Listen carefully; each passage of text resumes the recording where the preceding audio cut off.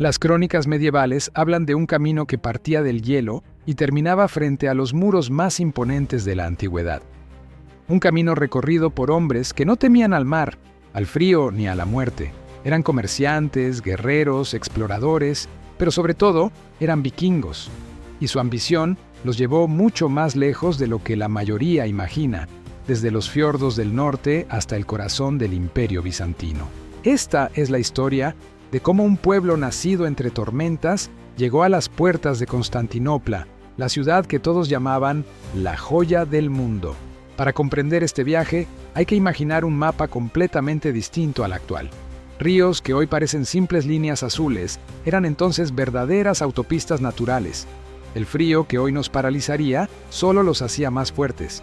Y la distancia, que para otros significaba barrera, para ellos era desafío. No existía frontera que no pudiera ser sorteada por una embarcación vikinga, ni un solo río demasiado estrecho, ni un solo mar demasiado hostil. Pero la pregunta que siempre surge es, ¿por qué?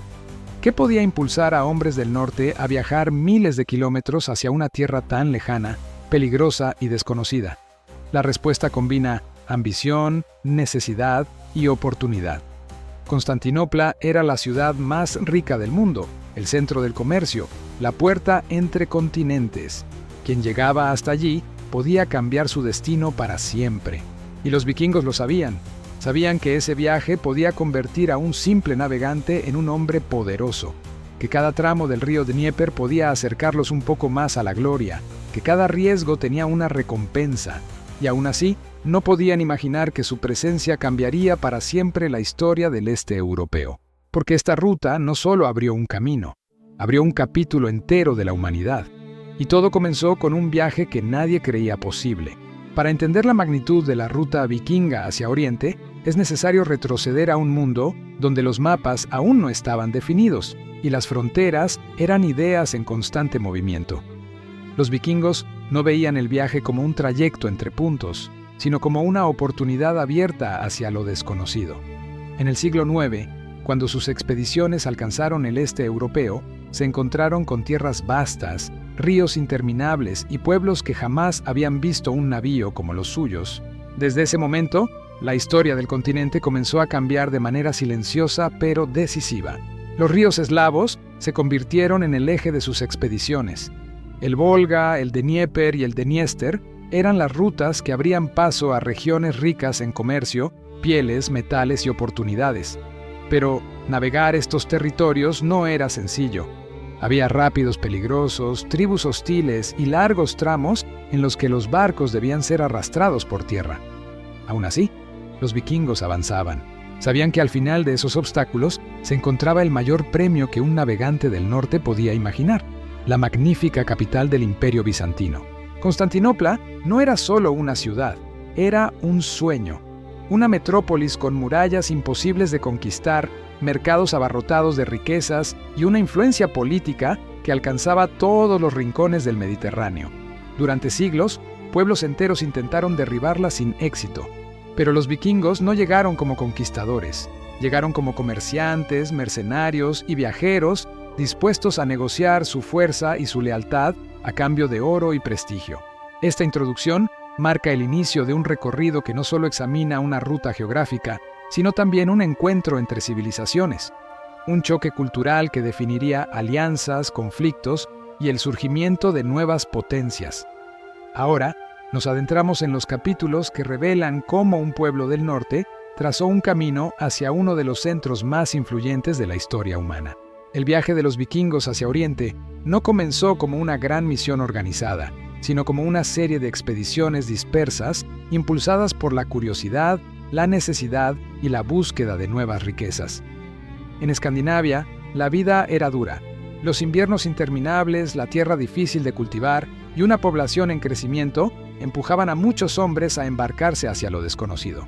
Lo que inicialmente fueron viajes cortos para comerciar o explorar, pronto se transformaron en rutas establecidas que conectaban el Báltico con los vastos territorios del este europeo. A diferencia de las potencias mediterráneas, los vikingos no dependían de puertos fortificados ni de grandes flotas. Su arma secreta era el drakkar, un barco ligero, rápido y sorprendentemente resistente. Gracias a su diseño de casco bajo, podían navegar tanto en mar abierto como en ríos estrechos y poco profundos. Esto les permitía penetrar zonas donde ninguna otra embarcación de la época podía llegar. Y así, poco a poco, los ríos eslavos empezaron a llenarse de velas triangulares y cascos adornados con tallas de dragón. Las primeras crónicas rusas mencionan la llegada de estos hombres del norte con una mezcla de temor y respeto. Los llamaban varangianos, un término que se convertiría en sinónimo de fuerza y destreza militar. No es casualidad que estas crónicas describan encuentros tanto pacíficos como violentos. Los vikingos eran comerciantes competentes, pero también guerreros formidables. Si un trato se rompía o si eran atacados, respondían con brutalidad y precisión. Los pueblos eslavos, finlandeses y bálticos pronto comprendieron que la presencia vikinga no era pasajera. Muchos empezaron a establecer alianzas con ellos, aprovechando su poder militar para proteger rutas comerciales o conquistar territorios vecinos. A cambio, los vikingos obtenían tributos, acceso a mercados locales y materiales valiosos como pieles, ámbar y hierro. Este intercambio dio lugar a una red económica que se extendería desde el mar Báltico hasta el mar Negro. Sin embargo, la verdadera transformación llegó cuando los vikingos descubrieron el enorme potencial del río Dnieper. Este río, con sus rápidos y sus largos tramos navegables, se convirtió en el eje principal de la ruta hacia el sur. Aunque su navegación era peligrosa y exigía habilidades extraordinarias, ofrecía lo que ningún otro río podía dar: un camino directo hacia el corazón del Imperio bizantino. Quien dominaba el Dnieper, dominaba la puerta de entrada a Constantinopla. Las sagas nórdicas hablan con orgullo de estos viajes, presentándolos como desafíos dignos de héroes. Aunque están llenas de elementos míticos, hay en ellas un núcleo de verdad. El viaje hacia Oriente era visto como una prueba de valentía y una oportunidad para alcanzar un estatus que en Escandinavia sería casi imposible. Un hombre que llegaba a Constantinopla con bienes valiosos o que entraba al servicio del emperador, regresaba a su tierra convertido en leyenda. Pero también había peligro. Las tribus locales no siempre estaban dispuestas a permitir el paso de los vikingos sin oposición. En algunos tramos del viaje, los varangianos debían enfrentarse a emboscadas, trampas y ataques inesperados. Por eso, cada expedición debía planearse con cuidado, seleccionando a los guerreros más experimentados y llevando provisiones suficientes para atravesar regiones inhóspitas. A pesar de estos desafíos, cada año más expediciones se aventuraban al este. La noticia de los éxitos de las primeras generaciones de viajeros inspiró a nuevos grupos de jóvenes que deseaban riqueza, gloria y reconocimiento. Los clanes competían entre sí por controlar las rutas más lucrativas, lo que también impulsó el desarrollo de fortalezas y asentamientos temporales a lo largo de los ríos. Este proceso culminó en un fenómeno extraordinario: la fundación de enclaves vikingos permanentes en tierras eslavas. Lugares como Novgorod y Kiev comenzaron como simples puestos de comercio vikingos, pero pronto crecieron hasta convertirse en centros políticos esenciales para el futuro de Europa del Este. En otras palabras, el viaje hacia Constantinopla terminó siendo mucho más que una expedición. Fue el origen de nuevas sociedades, nuevas dinastías y nuevas rutas de poder.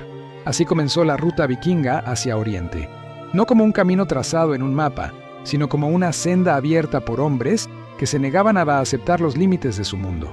Su impulso inicial, nacido de la necesidad y la ambición, los convertiría en protagonistas de una historia que trascendería su propia cultura y se entrelazaría con las grandes potencias de su tiempo. El Dnieper no era simplemente un río, era el eje que definía la posibilidad o imposibilidad del viaje vikingo hacia Constantinopla. Para los pueblos del norte, acostumbrados a ríos tranquilos y fiordos profundos, enfrentarse a los rápidos del Dnieper era como desafiar a un enemigo invisible pero implacable. Cada tramo del río ofrecía un nuevo peligro, y cada decisión tomada por los jefes vikingos podía marcar la diferencia entre el avance o la muerte. Este río, que conectaba la vasta llanura eslava con el Mar Negro, se convirtió en la arteria más ambicionada por los navegantes escandinavos. Los rápidos del Dnieper eran especialmente temidos. Las crónicas bizantinas describen con detalle 7 grandes zonas de corrientes violentas donde el río se rompía en espuma y piedras afiladas. Los drácares, diseñados para velocidad y maniobrabilidad, eran resistentes pero no indestructibles. En algunos tramos, Los vikingos debían bajar de los barcos, cargar mercancías, levantar la embarcación sobre troncos y arrastrarla por tierra. Este proceso, conocido como portage, era agotador y dejaba a las tripulaciones vulnerables a ataques. No faltaban enemigos en este territorio. Tribus locales, como los pechenegos, vigilaban los pasos más peligrosos del río para atacar a los viajeros. Sabían que durante el portage, los vikingos estaban debilitados, divididos y con las manos ocupadas. Por eso, muchas expediciones se veían obligadas a desplegar guardias permanentes, construir barricadas improvisadas o incluso negociar pagos para pasar sin conflicto. El Dnieper no solo exigía fuerza física, sino también diplomacia y estrategia. A pesar de los peligros, algunos tramos del viaje eran sorprendentemente tranquilos. Grandes extensiones del río permitían navegar en silencio, con solo el sonido del agua golpeando suavemente el casco del Drakkar. En esos momentos, los vikingos contemplaban paisajes desconocidos, bosques inmensos, estepas interminables, animales que en Escandinavia solo existían en historias. Para muchos, el viaje se convertía en un descubrimiento casi espiritual, una prueba de resistencia y una revelación del tamaño real del mundo. Pero incluso esos momentos de calma podían volverse engañosos. Las tormentas del sur llegaban sin aviso, y un río que parecía dócil podía transformarse en una corriente traicionera en cuestión de horas. Los navegantes experimentados aprendían a leer señales sutiles, el color del agua, la dirección del viento, el comportamiento de las aves. La supervivencia dependía de reconocer estas pistas antes de que fuera demasiado tarde. Las caravanas vikingas más organizadas dividían responsabilidades con precisión. Algunos hombres vigilaban la retaguardia, otros exploraban la orilla en busca de emboscadas, mientras los más fuertes se encargaban de empujar o levantar el Drakkar cuando el terreno lo exigía. La disciplina era crucial. Un error de coordinación podía enviar a todo el grupo a la ruina. Por eso, estas expediciones se convertían en auténticas pruebas de liderazgo para los jefes vikingos. Además, el Dnieper no era solo un obstáculo físico, también era una frontera cultural. A medida que avanzaban hacia el sur, los vikingos encontraban asentamientos más grandes, pueblos mejor organizados y redes comerciales complejas. Aquí, el acero y la fuerza no siempre eran suficientes. Los viajeros debían negociar, comerciar y, en ocasiones, someterse a las normas locales. Este contacto constante con otras culturas transformaba lentamente la identidad de los varangianos. Muchos jóvenes vikingos regresaban a casa hablando nuevos idiomas, usando ropas extranjeras o incluso adoptando costumbres eslavas y bizantinas. Lo que para algunos era una señal de debilidad, para otros era una ventaja estratégica. Comprender diferentes culturas permitía sobrevivir en territorios inciertos y establecer alianzas provechosas. Así, el Dnieper se convirtió también en un puente cultural. Con el tiempo, la ruta del Dnieper dejó de ser un desafío impredecible y empezó a convertirse en una tradición heredada. Los navegantes más experimentados enseñaban a los más jóvenes qué rápidos debían evitar, qué tribus eran hostiles y en qué puntos del viaje podían descansar con seguridad. Estas enseñanzas permitieron que generaciones enteras de vikingos se aventuraran por el mismo camino con una mezcla de temor y confianza. Finalmente, superar el Dnieper significaba estar un paso más cerca del objetivo final, el Mar Negro, y desde allí, la ruta directa hacia Constantinopla. Para los vikingos, alcanzar esta etapa no solo representaba una proeza física, sino también un triunfo espiritual. Habían vencido a la naturaleza, a los enemigos y a sus propios límites, y ahora el corazón del imperio más poderoso del mundo se encontraba al alcance de sus manos. Cuando los vikingos avanzaron hacia las tierras del este, no lo hicieron en un vacío. A su paso, encontraron pueblos con tradiciones profundas, estructuras sociales complejas y una historia tan antigua como la suya. Entre ellos se encontraban los eslavos, una vasta red de comunidades agrícolas y comerciantes que ocupaban el corazón de Europa oriental, y los házaros, un poderoso estado nómada que controlaba los corredores comerciales más importantes entre Asia y Europa. La relación con estos pueblos no solo moldearía la travesía vikinga, sino que también daría origen a nuevas alianzas, conflictos y transformaciones culturales. Los eslavos vivían dispersos en aldeas ubicadas a lo largo de los ríos. Su mundo estaba marcado por la tierra fértil, los bosques profundos y un estilo de vida centrado en la agricultura. A diferencia de los vikingos, no buscaban navegar lejos de su región. Su riqueza provenía del control local, los productos agrícolas y el comercio regional. Sin embargo, el choque con los varangianos fue inevitable. Algunos eslavos vieron en ellos una amenaza, otros una oportunidad. Las primeras interacciones fueron tensas, incluso violentas, pero con el tiempo surgieron intercambios que beneficiaban a ambos lados. Los vikingos aportaban metales, armas y herramientas de gran calidad, mientras los eslavos ofrecían alimentos, conocimiento del territorio y acceso a rutas comerciales interiores. Gradualmente, algunos clanes vikingos comenzaron a establecerse de forma permanente en tierras eslavas. Lo que comenzó como una presencia temporal se transformó en asentamientos estables, formando el núcleo de futuros centros políticos. En estos lugares, los vikingos no solo comerciaban, sino que también influían en la organización local, introduciendo nuevas formas de liderazgo y estructura social. En el sur, los jázaros ejercían un control férreo sobre los principales pasos comerciales. Su imperio nómada era un mosaico de etnias y religiones, y su poder se sustentaba en impuestos que cobraban a quienes cruzaban sus territorios. Los vikingos rápidamente comprendieron que, para avanzar hacia Constantinopla sin enfrentar a un enemigo tan poderoso, era necesaria la diplomacia. Así comenzaron las primeras negociaciones entre varangianos y jázaros, que permitieron a los del norte usar importantes rutas a cambio de tributos. Estas alianzas, aunque prácticas, no siempre eran estables. Los jázaros desconfiaban de las ambiciones vikingas, mientras los varangianos sabían que cualquier muestra de debilidad podía convertirse en una trampa. Aún así, el comercio floreció. A través de las rutas jázaras, los vikingos accedieron a seda, especias, plata y objetos que jamás habían visto en el norte. Era un mundo nuevo, más sofisticado y peligroso que el que conocían.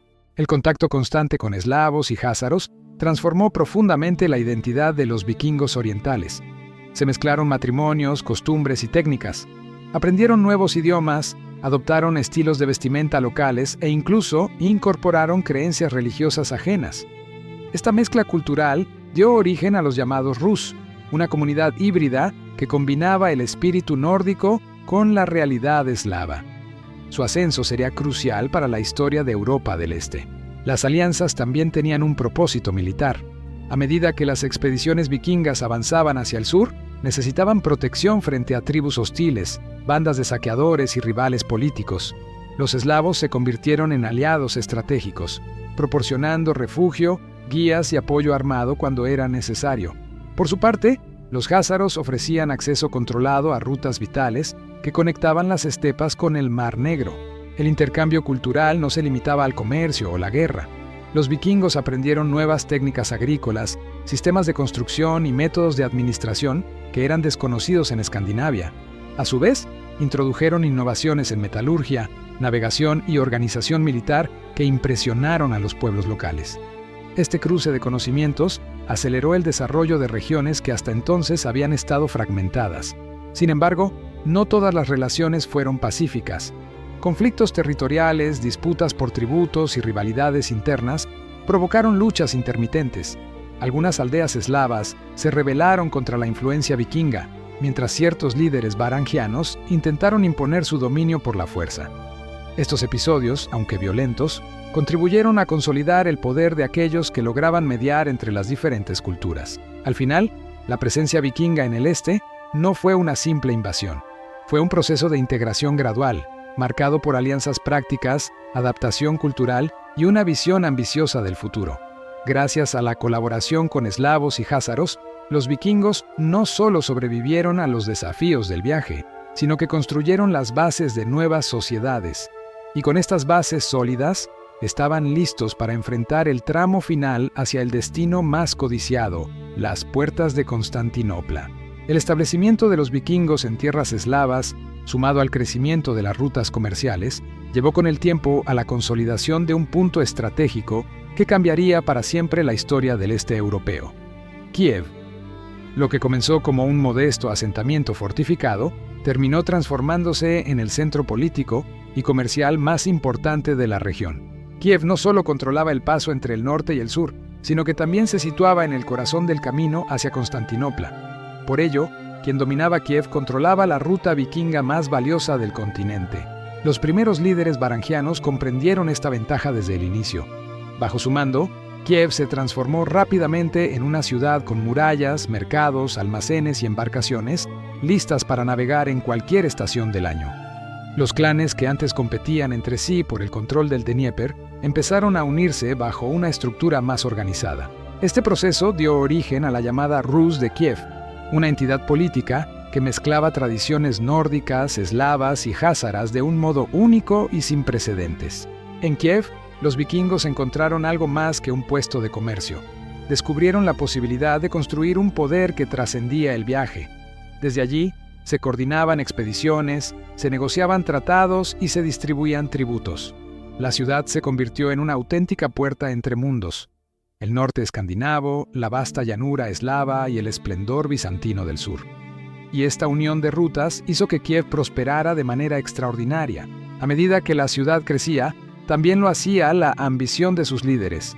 Muchos de ellos, descendientes de los primeros viajeros vikingos, comenzaron a ver su misión no solo como comerciantes, sino como gobernantes de un territorio que podía competir con los grandes poderes de la época. La organización interna se volvió más sofisticada. Se establecieron leyes, se reforzaron alianzas y se crearon estructuras administrativas que permitieron controlar mejor los recursos de la región. El control del Dnieper era fundamental para este proyecto.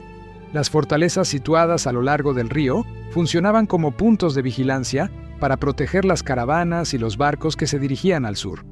Los vikingos sabían que cada tramo del viaje debía estar asegurado para evitar emboscadas. Por eso, Kiev se convirtió en la base desde la cual se coordinaban estas defensas, enviando mensajeros y guerreros a lo largo del río para garantizar la seguridad de las rutas. Pero el crecimiento de Kiev también despertó tensiones. Algunas tribus locales temían que el poder varangiano se volviera demasiado dominante. Los házaros observaban con inquietud cómo este nuevo centro comercial desafiaba sus rutas tradicionales. Incluso entre los propios varangianos comenzaron a surgir disputas por el control de los tributos y del comercio. La ambición que alimentaba el éxito de Kiev también generaba rivalidades peligrosas. Aún así, la ciudad siguió expandiéndose. Los artesanos producían joyas, armas y herramientas que luego se intercambiaban con los comerciantes bizantinos. Los mercados de Kiev se llenaban de productos procedentes de todas las direcciones: pieles del norte, miel eslava, plata árabe, seda oriental y artículos de lujo de Constantinopla. Esta diversidad hizo de Kiev uno de los centros comerciales más activos de su... El crecimiento urbano también dio lugar a cambios sociales importantes. Familias mixtas formadas por vikingos y eslavos comenzaron a ocupar posiciones de poder. La lengua local incorporó palabras nórdicas, mientras que la religión pagana empezó a mezclarse con creencias eslavas, y más tarde, con influencias cristianas traídas desde Bizancio. Kiev se volvió un verdadero cruce de culturas, donde ideas, costumbres y creencias se entrelazaban constantemente. La importancia de Kiev como punto de partida hacia el sur se consolidó cuando los bizantinos comenzaron a reconocer la fuerza militar y económica de la Rus. El imperio necesitaba aliados que pudieran proteger sus fronteras del norte, y los varangianos se presentaban como guerreros temibles y disciplinados. Esta relación sería clave para los acontecimientos posteriores, especialmente cuando los vikingos finalmente llegaran a las puertas de Constantinopla. En última instancia, Kiev no fue solo una escala en la ruta hacia Bizancio, fue el corazón palpitante de una nueva nación, un punto de encuentro entre mundos y el motor que impulsaría a generaciones de viajeros y guerreros hacia el sur. Sin Kiev, la ruta vikinga a Oriente habría sido un trayecto aislado. Con Kiev, se convirtió en una red de poder capaz de influir en la política, el comercio y la cultura de toda una región. Y es desde esta ciudad que la travesía final hacia Constantinopla comenzó a tomar forma definitiva. Una vez superados los desafíos del Dnieper y consolidado el control del camino gracias a Kiev, los vikingos llegaban al tramo final del viaje, el Mar Negro. Para muchos navegantes del norte, esta era la primera vez que veían un mar tan vasto, oscuro e impredecible. A diferencia de las aguas frías del Báltico, el Mar Negro era un territorio dominado por tormentas repentinas, corrientes traicioneras y rutas patrulladas por flotas bizantinas. Aquí comenzaba la parte más peligrosa del viaje, no solo por la naturaleza, sino por la presencia del imperio más sofisticado de la época. El imperio bizantino controlaba el Mar Negro con un rigor que pocas potencias podían igualar. Era una fuerza naval imponente, equipada con armas que los vikingos apenas conocían, como el temido fuego griego, una sustancia incendiaria capaz de arder incluso sobre el agua. Las guarniciones costeras vigilaban cada movimiento de barcos extranjeros y los puertos estaban protegidos por muros imposibles de escalar. Para los varangianos, navegar por estas aguas no era solo un desafío marítimo, era una declaración de que estaban entrando en el territorio de un gigante. Sin embargo, la relación entre bizantinos y vikingos no era exclusivamente hostil. Existía una mezcla de desconfianza, respeto y necesidad mutua. Los bizantinos sabían que los varangianos eran excelentes guerreros y al mismo tiempo comerciantes valiosos capaces de traer productos de regiones remotas. Por este motivo, aunque podían atacarlos si se acercaban sin permiso, también estaban dispuestos a negociar cuando las circunstancias lo exigían. Esta ambigüedad marcaba el tono en cada encuentro. Aún así, los riesgos eran inevitables. Muchos relatos narran emboscadas costeras, ataques nocturnos y enfrentamientos inesperados. Las autoridades bizantinas no toleraban que barcos extranjeros navegaran demasiado cerca de sus fortalezas, y en ocasiones respondían con una contundencia brutal. Para los vikingos, cada milla recorrida en el Mar Negro era un recordatorio de que estaban en un territorio que no les pertenecía. Aquí no bastaban la fuerza y la valentía. Se necesitaban estrategia, paciencia y la voluntad de aceptar que el enemigo era, a la vez, un potencial aliado. A medida que avanzaban hacia el sur, los varangianos descubrieron que el Mar Negro no era un simple obstáculo, sino un mundo lleno de oportunidades. Los puertos costeros ofrecían mercados bulliciosos donde se intercambiaban bienes provenientes de Persia, Arabia, Anatolia y las estepas. Los comerciantes vikingos aprovechaban estas paradas para obtener seda, especias, vino y objetos exóticos que luego llevarían de regreso al norte. Este comercio elevó la reputación de los vikingos como intermediarios entre culturas distantes.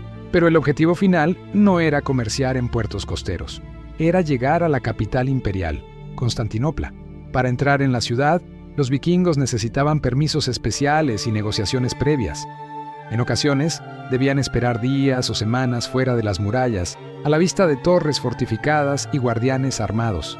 La imagen imponente de Constantinopla desde el mar era suficiente para intimidar incluso a los guerreros más experimentados. La ciudad se alzaba con sus muros dobles, cúpulas doradas y torres que relucían con la luz del amanecer. Los vikingos nunca habían visto algo similar. En comparación, incluso los asentamientos más prósperos del norte parecían simples aldeas. Para muchos, llegar allí era la culminación de un sueño, un destino casi mítico del que habían escuchado historias desde la infancia. Constantinopla era el centro del mundo, el lugar donde Oriente y Occidente se encontraban. Las interacciones iniciales entre bizantinos y vikingos podían ser tensas. La Guardia Imperial vigilaba cuidadosamente sus movimientos y los comerciantes locales desconfiaban de estos extranjeros altos, rubios y armados. Sin embargo, cuando las negociaciones se abrían, las tensiones disminuían. Los varangianos ofrecían pieles, miel, esclavos y metales, mientras los bizantinos respondían con monedas de oro, telas finas y productos manufacturados. Era un intercambio en el que ambos lados ganaban. En algunas ocasiones, las autoridades bizantinas reclutaban a los varangianos como mercenarios. Sabían que estos guerreros eran leales a quien los pagara y que luchaban con una ferocidad que pocas tropas imperiales podían igualar. Así surgió uno de los cuerpos militares más famosos de la historia, la Guardia Varega, integrada por vikingos dispuestos a proteger al emperador a cambio de oro y prestigio. Su reputación se extendería durante siglos. El Mar Negro, entonces, no fue simplemente una frontera entre mundos. Fue el escenario donde vikingos y bizantinos se observaron, se evaluaron y finalmente colaboraron. Un espacio donde se cruzaron intereses, culturas y ambiciones. Y a medida que los varangianos se acercaban a Constantinopla, comprendían que su viaje no solo era físico, sino también político.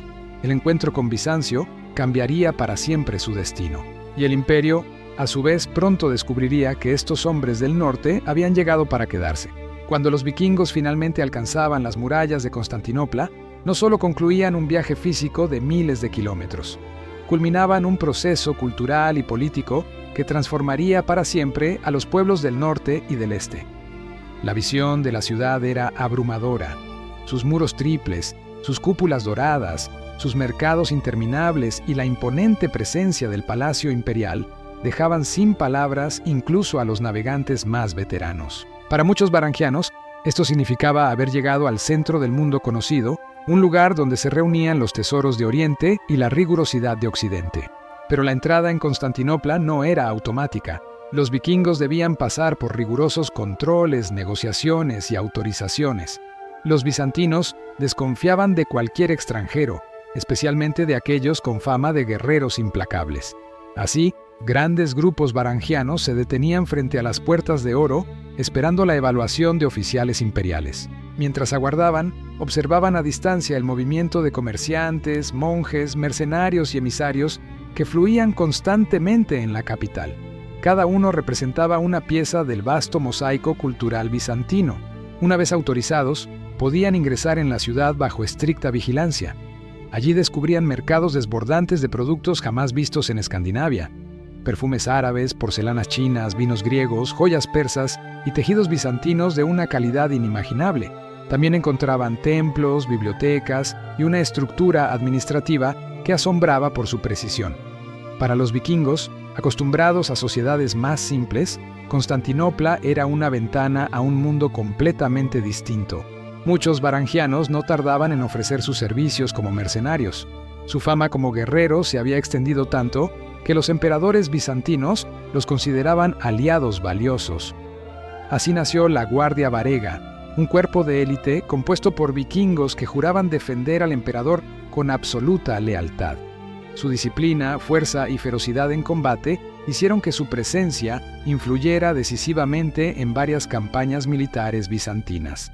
Para un vikingo, ingresar en la Guardia Varega significaba honor, fortuna y una oportunidad de ascenso social que en el norte sería impensable. Sin embargo, Constantinopla no transformaba a los vikingos únicamente como guerreros, también los transformaba como comerciantes. Muchos regresaban al norte cargados de bienes de lujo que, una vez en Escandinavia, conferían prestigio y autoridad.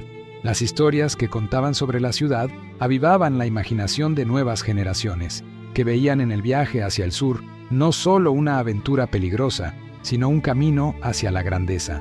Con el tiempo, esta interacción dio origen a una clase de líderes más sofisticados, capaces de combinar tradición nórdica con conocimiento del mundo mediterráneo. El impacto de estas conexiones se extendió más allá del comercio. Las influencias bizantinas se filtraron en la cultura eslava a través de los vikingos establecidos en la Rus de Kiev. Arquitectura, religión, escritura y modelos de gobierno fueron adoptados y adaptados, transformando gradualmente a la región en un actor político relevante. Cuando los cronistas medievales describen la conversión de la Rus o el surgimiento de los grandes principados, es imposible ignorar el papel fundamental que tuvo la ruta vikinga a Oriente en estos procesos. Pero la presencia vikinga no estuvo exenta de tensiones. Ocasionalmente, grupos varangianos intentaron atacar o saquear la ciudad, impulsados por la ambición o la desesperación. En esas ocasiones, el imperio respondió con dureza, demostrando por qué Constantinopla había resistido a invasiones durante siglos. Los vikingos aprendieron que la cooperación era más rentable que el enfrentamiento, y la relación entre ambas culturas terminó consolidándose mediante acuerdos, tributos y servicio militar. A lo largo de los siglos, miles de varangianos harían aquel viaje. Algunos regresaban convertidos en hombres ricos, otros morían en el camino, otros se quedaban para siempre en Bizancio, enterrados en tierras que jamás habían imaginado pisar. Pero todos, de un modo u otro, contribuían al tejido cultural que unía el mar Báltico con el Mediterráneo, creando una red que tendría repercusiones profundas en la historia europea. Así, la ruta vikinga a Oriente no debe entenderse como una simple travesía comercial o militar, pues fue un puente entre mundos, una arteria viva por donde fluyeron personas, ideas, religiones y tecnologías. Su legado perdura en las crónicas medievales, en la formación de la Rus de Kiev y en la memoria de Constantinopla. Y aunque los vikingos finalmente desaparecieron como fuerza dominante, su impacto en el este europeo jamás se borraría. La ruta vikinga a Oriente fue mucho más que un viaje físico. Fue un puente entre civilizaciones que jamás habrían coincidido de otra forma. Los hombres que partían desde los fiordos del norte no solo transportaban mercancías, llevaban consigo historias, costumbres, ambiciones y una visión del mundo que chocó, se mezcló y finalmente se integró con la realidad eslava y bizantina. Su travesía abrió caminos donde antes solo había incertidumbre, uniendo territorios distantes a través del comercio, la guerra y la diplomacia. A las puertas de Constantinopla, los vikingos descubrieron un universo distinto al suyo, un mundo donde el lujo, la organización y la riqueza superaban todo lo que habían conocido. Allí dejaron una huella profunda, desde los mercados hasta los muros del Palacio Imperial, donde sus hachas se convirtieron en símbolo de lealtad dentro de la Guardia Varega. Y aunque muchos regresaron al norte, otros se quedaron para siempre, formando parte del tejido multicultural del imperio. Hoy, su legado perdura en la historia de Europa del Este, en la memoria de las crónicas medievales y en las ciudades que alguna vez fueron su hogar temporal. La ruta vikinga a Oriente no fue solo un camino, fue la unión de dos mundos.